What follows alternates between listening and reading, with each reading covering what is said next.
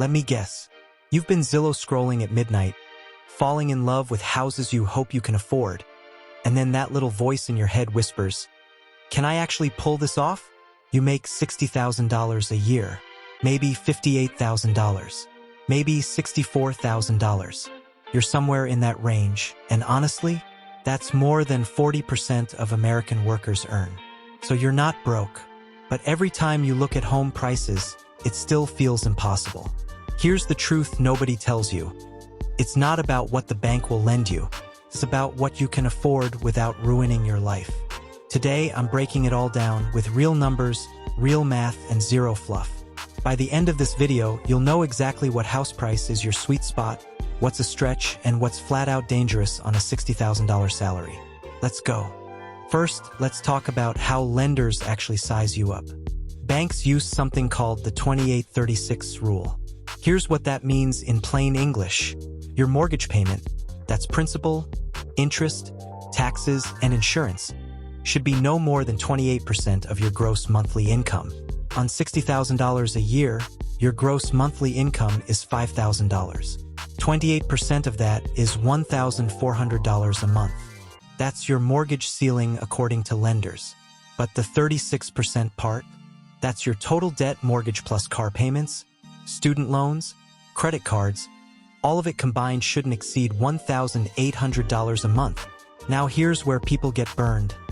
Banks will often approve you for more than 28%. Some lenders will push you up to 43% of your gross income in debt payments. On $60,000, that's $2,150 a month in debt. That sounds fine on paper. In real life, that's a recipe for being house poor, where you own a home but can't afford to live in it. So remember, bank approval is not the same as financial wisdom. All right, let's get to the number you came here for. The classic rule of thumb is to buy a home that costs 2.5 to 3 times your annual income. On dollar, that puts you between $150,000 and $180,000.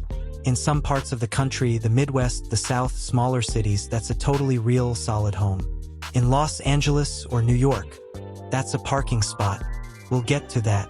But let's run the actual math using today's market conditions.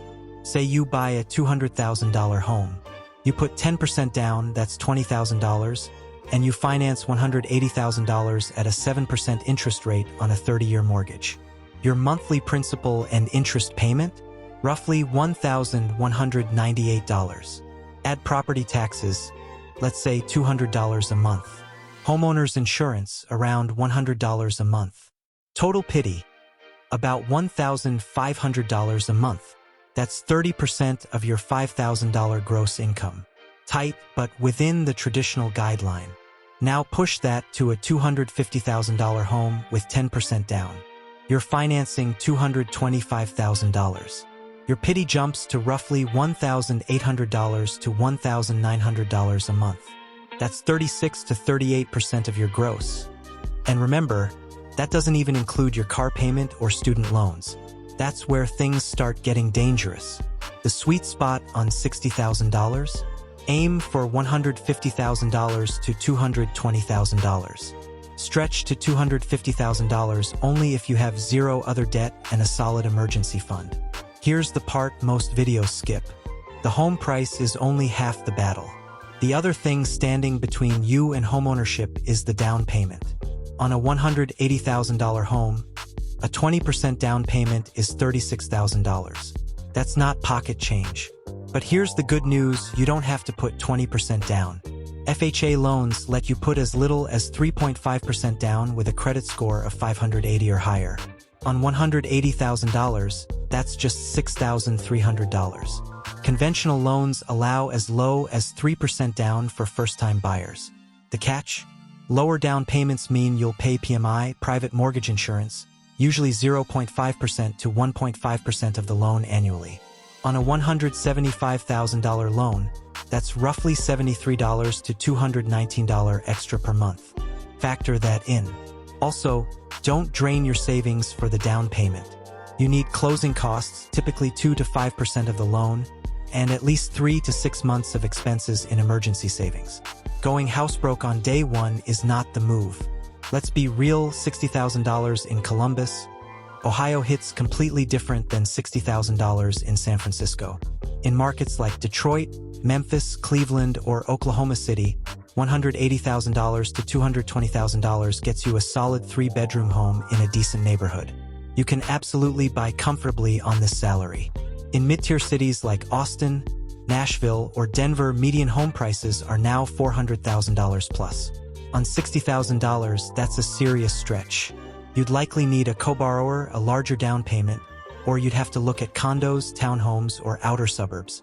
In high-cost areas, NYC, LA, Seattle, Miami, $60,000 alone simply won't cut it for buying.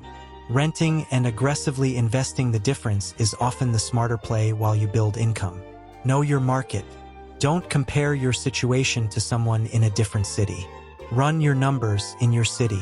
Here's your cheat sheet.